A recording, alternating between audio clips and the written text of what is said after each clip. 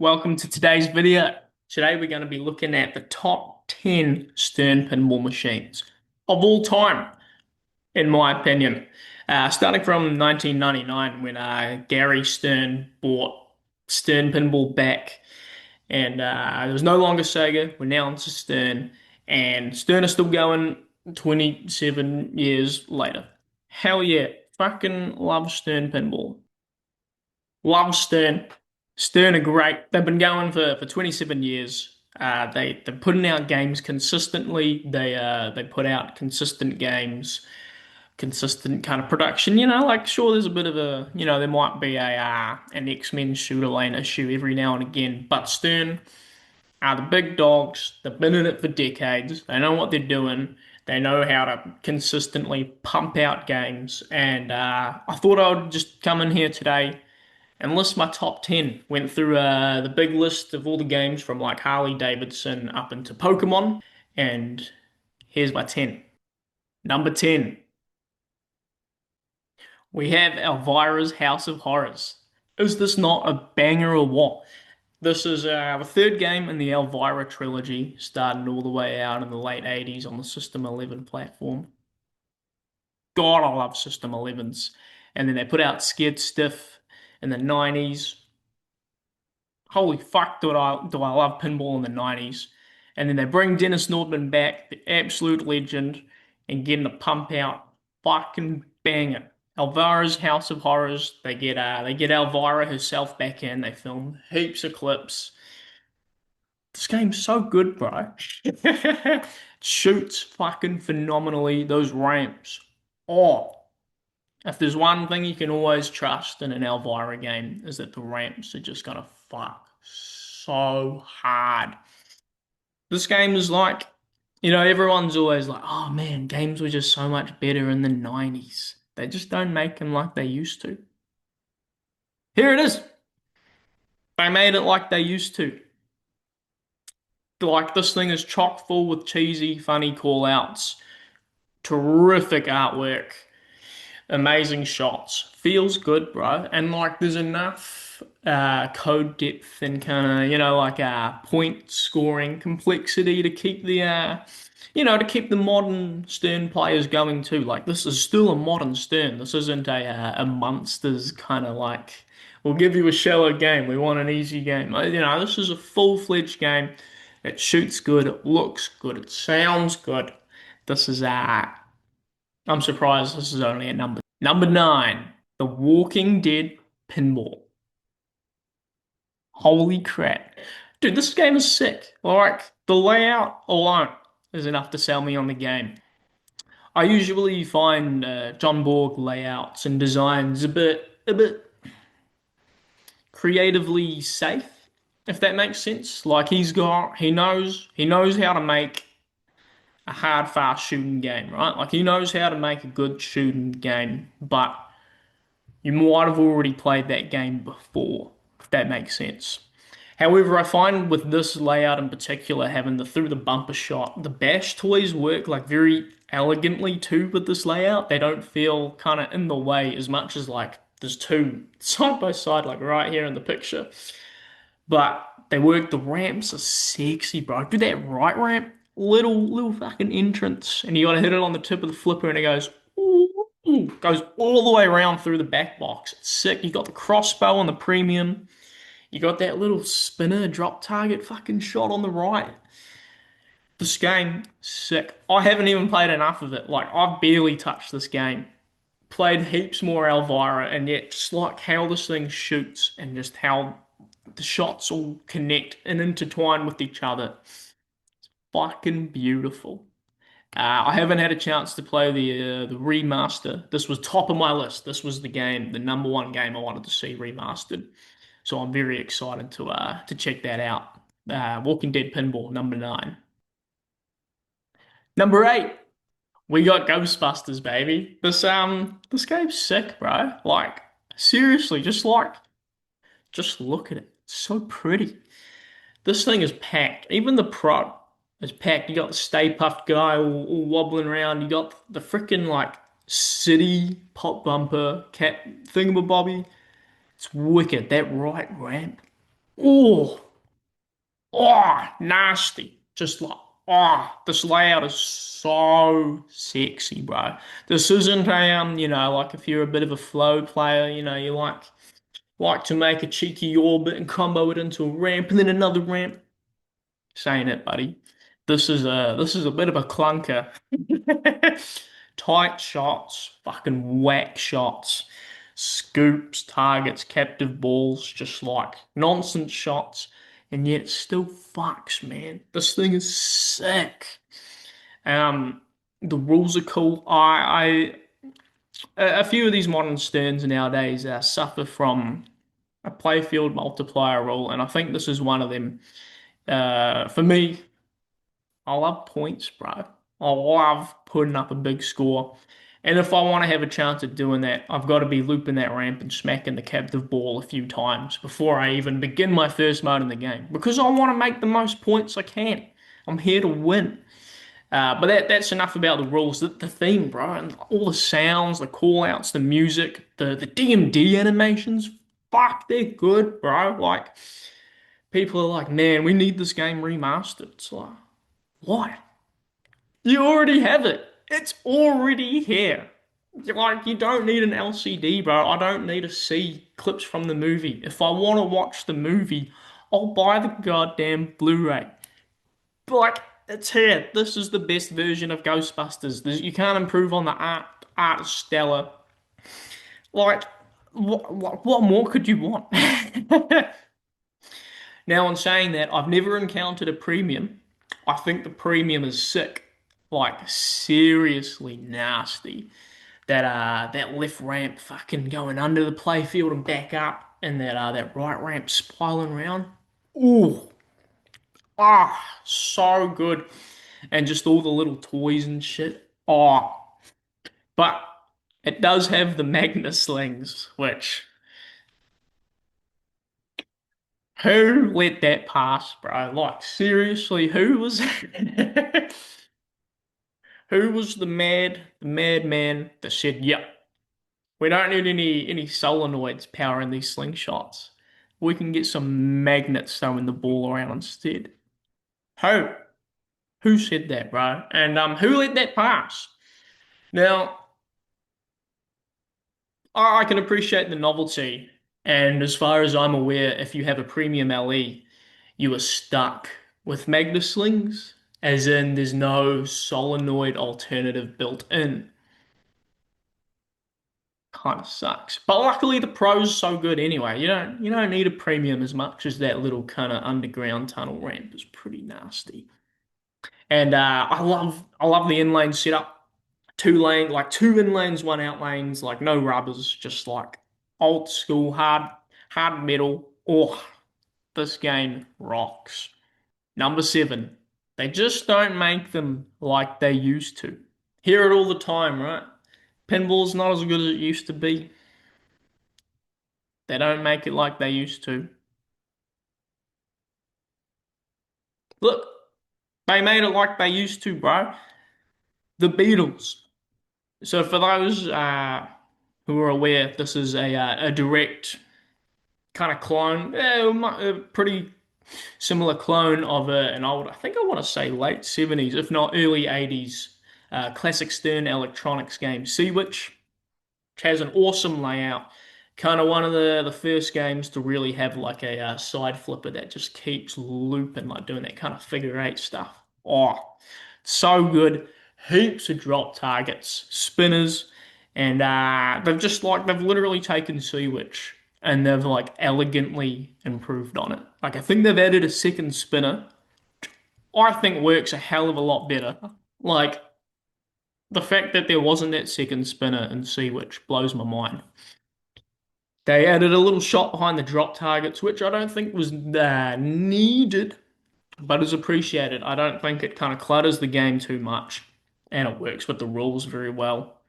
And as well as like a magnet at the top and the spinning disc in the middle, just like oh, it like actually makes like it really. It can be hard if you're trying to remake a classic layout, right? Because you don't want to you don't want to kind of clutter it or make it worse. But I think all the improvements mechanically. and things they've added fucking just like add so much to the game. Not to mention, like, this game looks so pretty, bro. It looks good. It shoots good. Like, holy crap, does it shoot well? Ooh, the rules are so good. Like someone will point out if you're playing it, like, oh, on ball three, you can choose the multi-ball as your mode. That's fun. I think that's a cute rule. But I love like trying to complete the modes, cashing out the jackpots. Like, there's actually a lot of depth to the rules. Like, there's not. It's not, we're not talking Godzilla here. We're not talking fucking Lord of the Rings, bro. Like, game times on this aren't long. This game will kick your ass just like Sea Witch would. However, there's enough depth and enough risk reward with completing modes and trying to start another mode before your next ball that I think this it just makes this game instantly like extremely replayable, fun. It shoots good. It's so fun to play. Like, this is like I would love to see more companies approach a game like this. Like people, Munsters was Stern's kind of attempt at like silencing the crowd of saying games are too complicated. I don't understand all the rules. I feel like this is the best way to do it. You can't give them a modern layout with easy rules because then they'll complete the game in a minute. Here, you gotta try your fucking hardest to get through this game. This thing just so good, bro. Number six, we got King Kong. I'm looking at this and I think I might have put this too low. Sounds odd putting this at number six, but it is what it is. King Kong, latest Keith Elwin game. Oh, does Keith Elwin know how to design a game or what? No matter the pro or premium, I think both are good on this game. The Gong mech is sick. I've heard it's given people a bit of trouble. The one that I've played on location, the Gong kind of sucks a little bit. However, I can look past it. I think on concept, in concept, that Gong mech is just nasty, bro. You've got the kickback target. Like, it's just this is the future, man. Like, this is where games should be heading.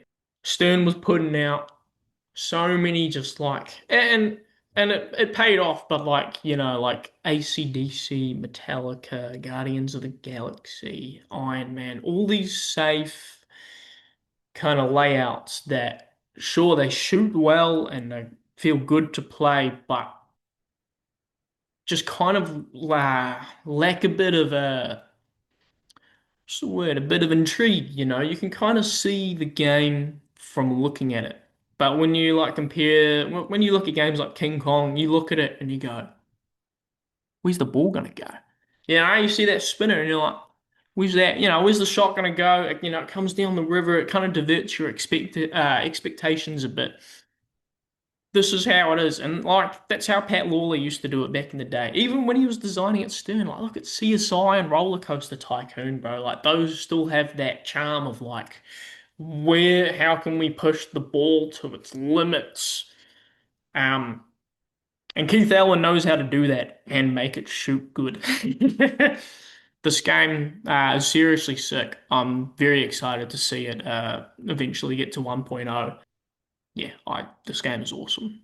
Number five, Foo Fighters. Hell yeah, bro.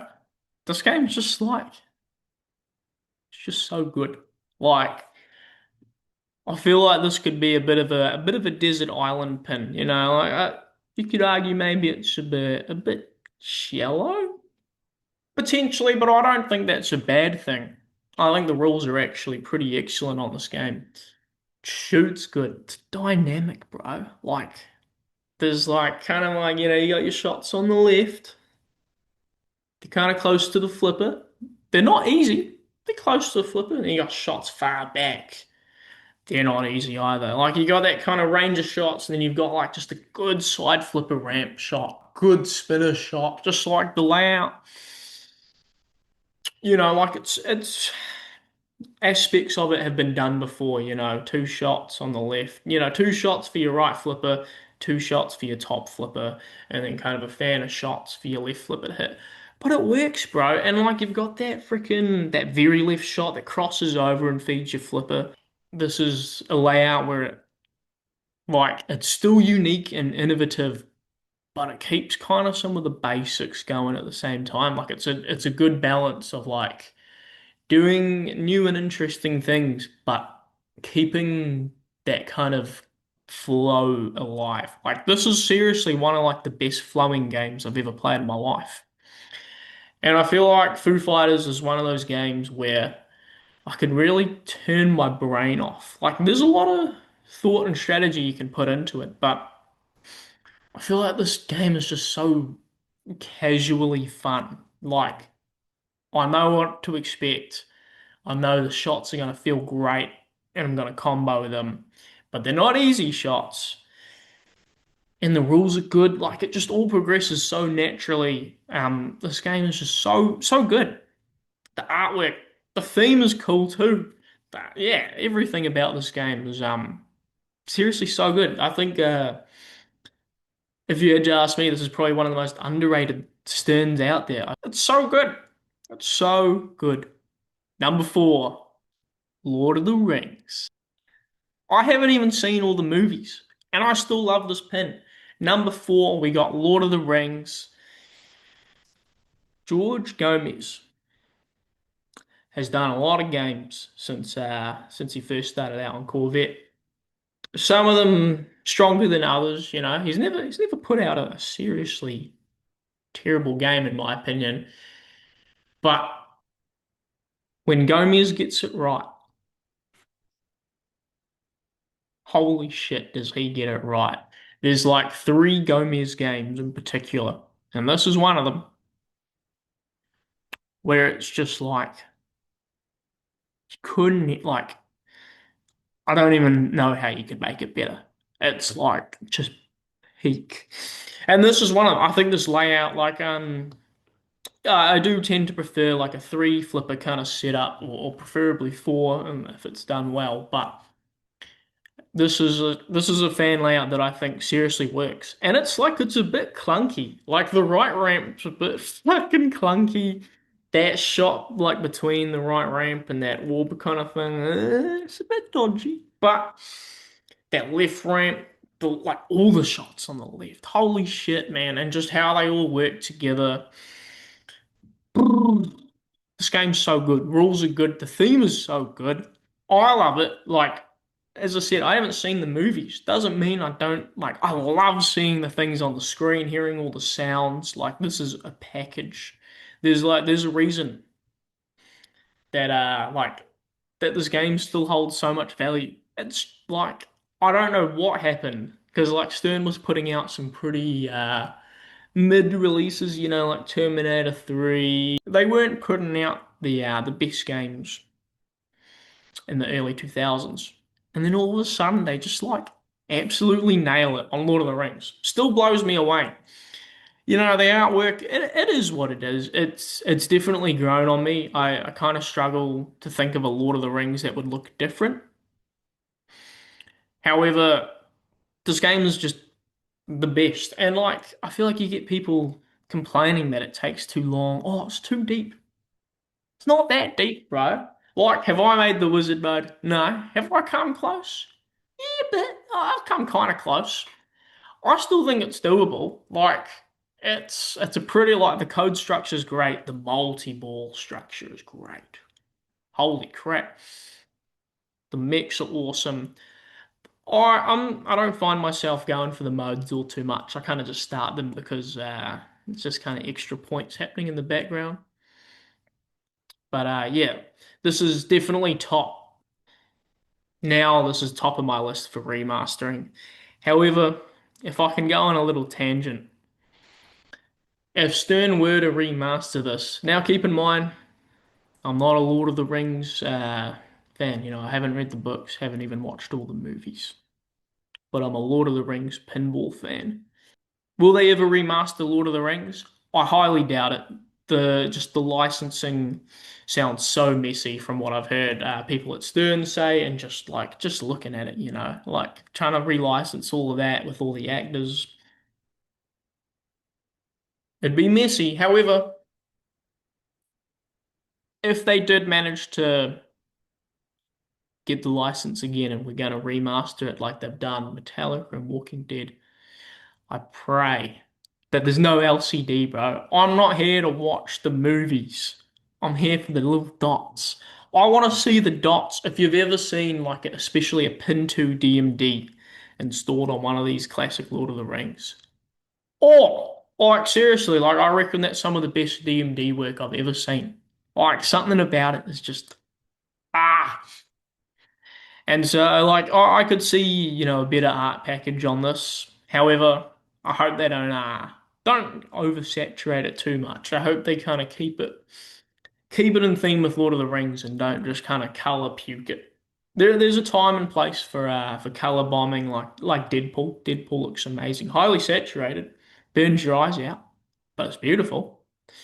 Lord of the Rings, I pray they don't do that. So if we ever get it remastered, keep the dots. They will never keep the dots. But keep the dots and make the artwork good and not sternify it. You know what I mean? Anyway, tangent over. Lord of the Rings is excellent. What's the best Stern pinball machine from 2025? Well, you can tell me. On my channel, if you go to the posts tab, we have heaps of polls that you can vote in. Things like the one you see here on the right, and also like what's the best Black Knight game, and many more. We've got them all on the channel. If you click on my channel name and go to the posts tab, you can vote in similar polls like this. It's a fun time, and you can see, if you're in the majority. That's a quick little plug before we get to the top three. Ooh, number three, George Gomez, love of my life. George Gomez knocks it out of the park again with Deadpool. When was this? 15 years later, 2003, we have Lord of the Rings. 2018, Deadpool, baby. Holy shit.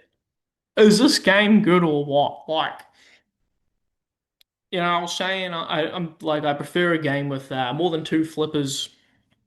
However, like literally like Deadpool, Walking Dead, and Lord of the Rings. All on this list are like I reckon some of the best layouts I've ever seen in a modern setting with just two flippers down the bottom, and like how he seriously uses every fucking inch of this playfield, and it still works because you can cram shots in a game like not to name names, but you look at Alice Cooper, heaps of shots, crammed heaps of shots, but just because there's heaps of shots doesn't mean it's a great game, you know? Quality over quantity. However, quantity wise, there's a fuck ton in this game in terms of like stuff to shoot. Woo, so much. That right ramp, the katana ramp, is like I feel like it's taken on a legacy of its own, especially the snick shot. Oh, snick shot. Who would have thought, man? Like, holy crap, just like how all the shots intertwine with each other so elegantly. Oh, this is just a designer's wet dream. Like, I think I've heard Jack Danger go on record and say, like, this is the game. This is it.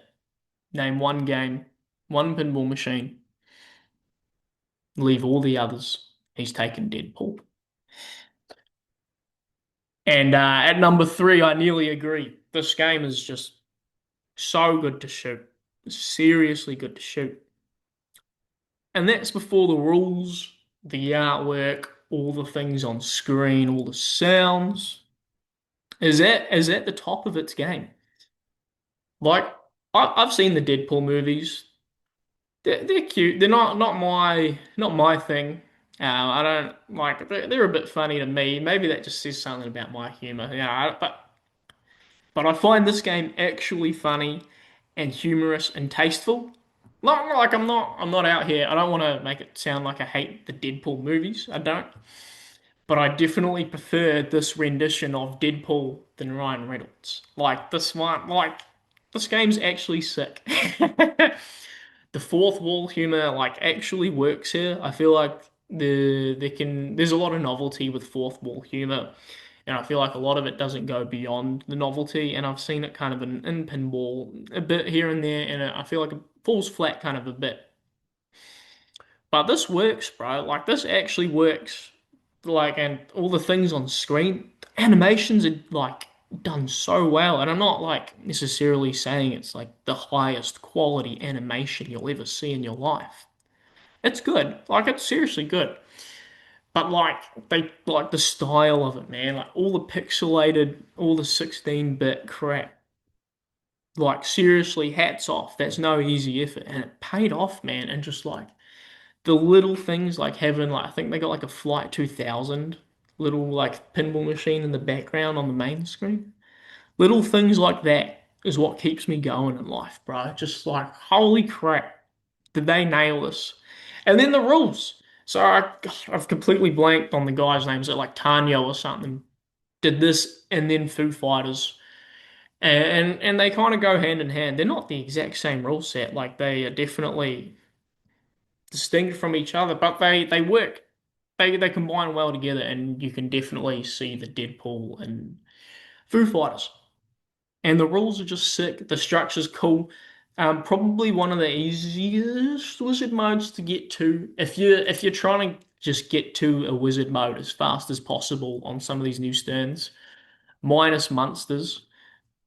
This would be one I'd point you in the direction of. But there's heaps of crap to do along the way. The structure's good. Scoring's good. This game's so good. Number three, without a doubt. God, I love Deadpool Pinball. Number two. Does it get better than this? I mean, it's only number two. It's not number one. But does it get better than Godzilla Pinball?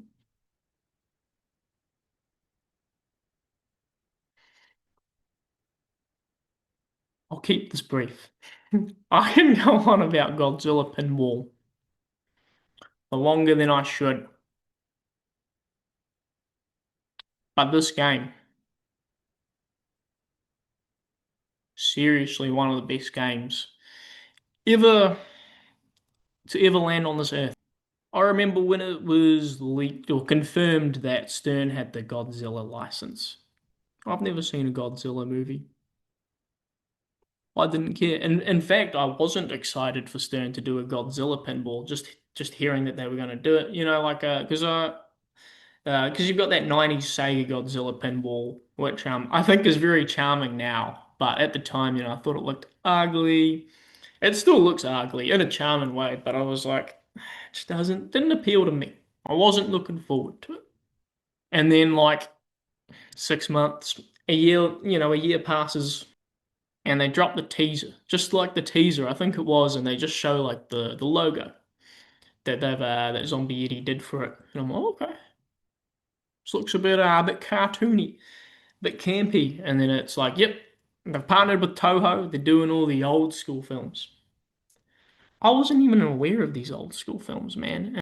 And then so with the teaser coming out, I'm seeing a lot of content of these from these old films being shared by other kind of pinball creators at the time, sharing their like for that kind of old school real campiness. And I'm like, I'm looking at this and I'm like, oh, this isn't some CGI, Michael Bay looking monster. Some real some real campy Japanese sort of fun. So I'm like, okay, okay. I'm liking the theme a bit more. And then boom, trailer drops. And I remember saying to my dad at the time, this looks like the best game ever made. Just from the trailer. Never felt that way about another game. I was very impressed with the X-Men trailer. However, just from the trailer alone, from Godzilla, fell in love on the spot. Like seriously, everything about it was just blew me away. Trying to figure out because the trailers aren't long and they didn't have much content on it at the time. Trying to figure out that what is the lift ramp? Seeing the ball kind of go up that path and then seeing it come back through the building. I was looking at that like, what? How are they doing this? Are they like staging the ball? What's the story here? And then I'm like, oh, maybe it's a massive kind of U-turn ramp. Holy crap. And just the building, bro. Just the building alone. It's like it just goes back to those like pinball fundamentals that I was saying earlier with like King Kong of just like being intrigued by a shot and excited to shoot a shot because the ball does something unique and creative. And like the Magna grab, the ball looping around, just the ball, and like, you can argue that most of the things in Godzilla have been seen in other games to little degrees, like a deadly weapon and stuff like that. However, seeing it done well, just mind blowing. Like this game and layout still blows me away. And then you get to the rules and theming, and like I've now watched Godzilla movies because the game's so good. Like seriously, holy crap, this game is excellent. And yeah, I won't bang on much longer, but I will say I feel like there's a loud minority online that I've consumed. And why should I care about what some random guy on the internet's saying? You shouldn't. You shouldn't at all. But you get people kind of shitting on Godzilla. Maybe it's oversaturated. It's everywhere. It's Stern's best-selling game they've ever made. It's on every corner. Sick of it. How? I think these people just hate it because they ain't it. It's what it is, bro. They've never seen a game so good in their life. They've never seen the whole hobby collectively come together and just drop on their knees for one game. And they want to go against the grain. Well, I'm sick of it. I'm sick of the Godzilla disrespect. Put some respect on Godzilla. This game is just, oh, so good. So good. All right, before we get to number one, I do have some honorable mentions. Firstly, I forgot to include his picture, but we've got these games here. They're cute. The real honorable mention goes to Keith Elwin himself. Every game he's done has been a banger.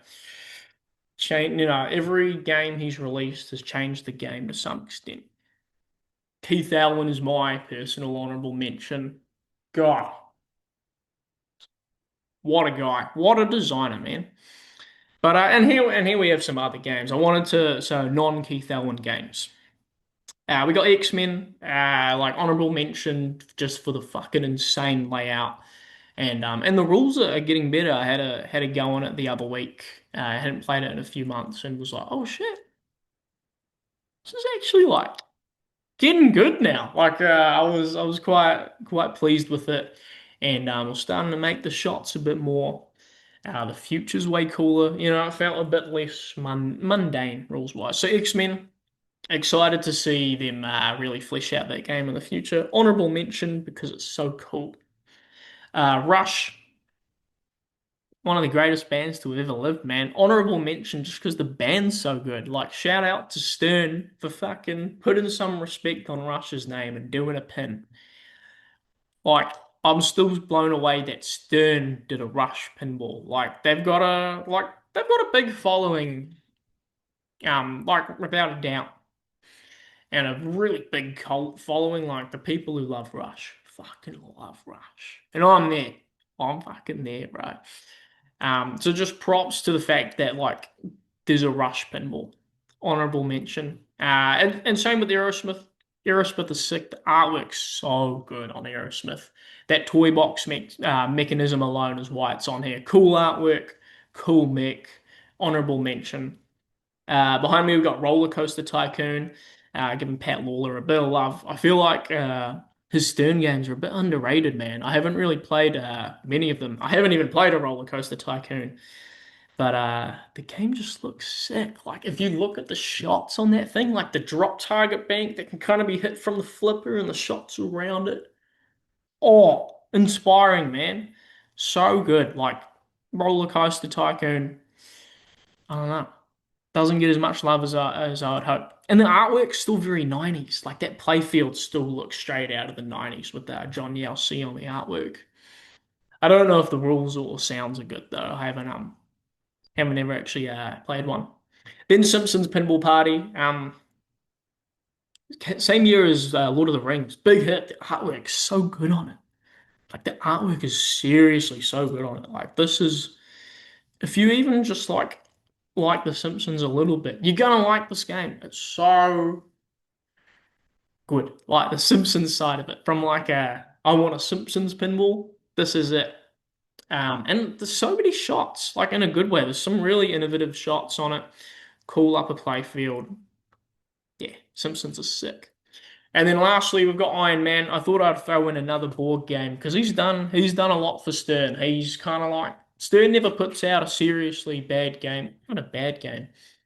Um, but Borg's kind of been, I reckon, the backbone of Stern. He's always pumping out just solid fucking games.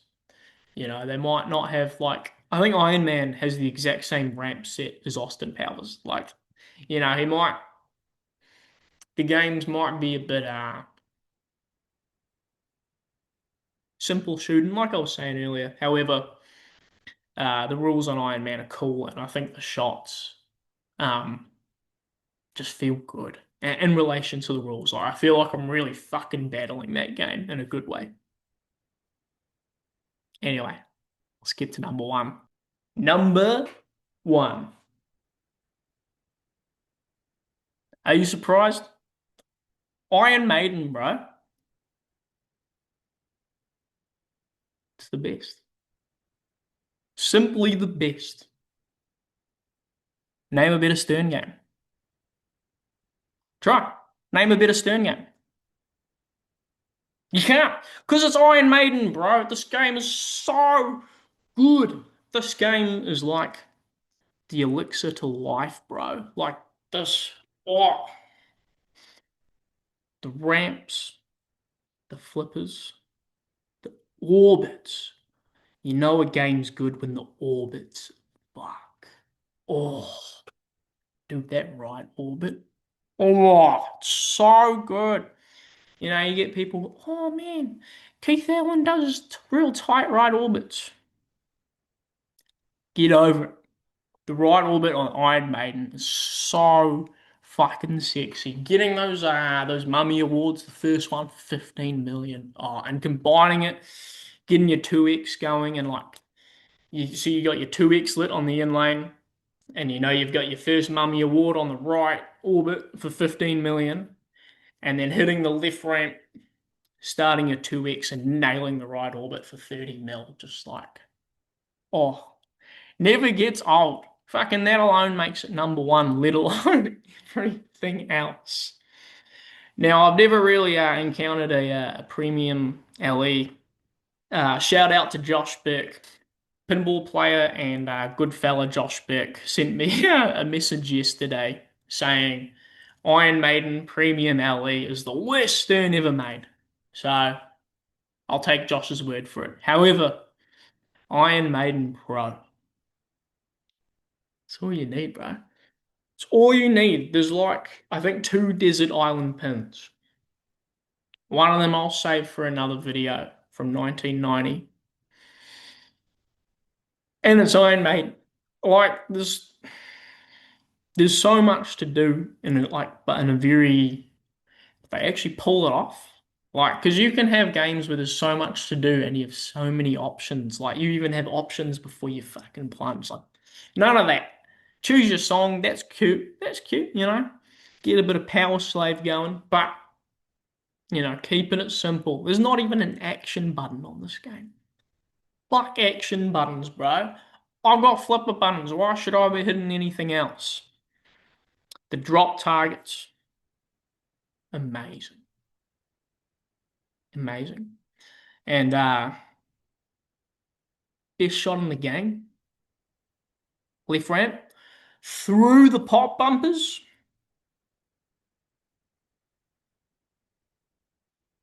I already get weak enough at the idea of a through the pop bumper shot.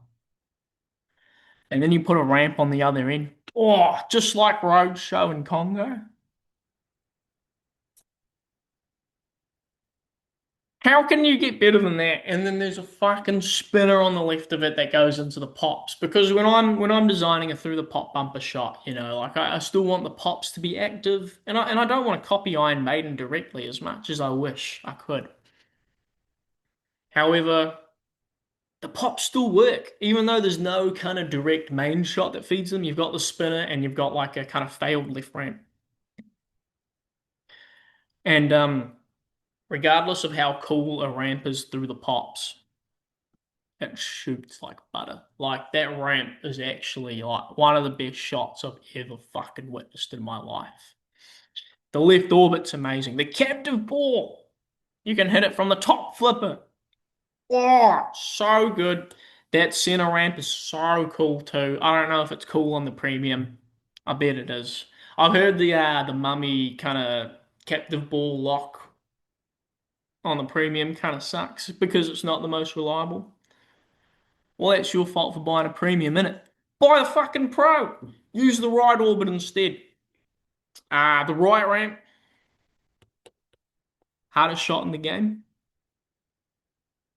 Depending on the copy that I've spent a lot of time on, the right ramp is a bit of it is challenging. It's doable, but it's definitely the most challenging shot. And okay, the top left flipper. Those shots that you make from the top left flipper, probably the weakest shots in the game. Although the idea of being able to do all these loops, oh, so good. Fuck, it's good, right? Like, yeah, I won't bang on too much about Iron Maiden, but this is the best. Like, it's got all these influences, man. All the Lawler, the Congo, everything. Just the flipper placement, bro. The Twilight Zone fucking four flipper, the radical four flipper kind of layout. It's the best. And and the artwork, the best. It's the best. And the music, holy shit. I mean, it's Iron Maiden. And then thematically, like even just all the theming, you don't need to be an Iron Maiden fan to enjoy this. Like I think it's kind of generic enough, but there are little tidbits for the Iron Maiden fans out there that are cool, man. Like the artwork is really for the fans. Like all the little details. Like I think at the bottom third, you get like fucking some Prowler reference or something. I don't remember exactly. There's one call out that ain't it. It's what is it? There's this Iron Maiden song called like "The Loneliness of the Long Distance Runner." Automatically cringing me out, bro. You know, like they sing about Rhyme of the Ancient Mariner, fucking that, you know, and like Alexander the Great is on that same album. You know, they tackle some cool shit like Number of the Beast, cool themes, Loneliness of the Long Distant Runner. Already, like the title of that song doesn't do it for me. However, there's a call out in this game. I think you like lose the ball, and it's like it says like the loneliness of the short flipper player or something like that. I'm just like, ew, don't even remind me of that song title, let alone make a cringe pun out of it. That's my only gripe, and that's just me being a fucking snarky Iron Maiden fan. This game is the best. Number one, number one. Here we go. Thank you for all who made it to the end here. But I want to hear what you guys think. What is your top 10 Stern list? Please let me know in the comments. And let me know what you think of my list. I know it's not everyone's cup of tea. You know, the order of it isn't. You know, the order of it can be a bit. Could change up. You know, I could make the same list next week, and you know, Elvira's House of Horror might be at 8, and Beatles might be 10. But the top definitely the top 3 is confirmed. Top 4, yeah, top 4. I think Lord of the Rings was 4. Yeah, top 4. Don't see that changing. But let me know. Let me know in the comments. I really do want to hear it. And let me know if there's something, if there's another kind of era or company that you'd like to see me rank and do a top 10 video of. Alright, I've banged on for long enough. Seriously, thank you all for watching. If you did enjoy this video, subscribe, man. I got heaps of content like this on the channel. Alright, thank you.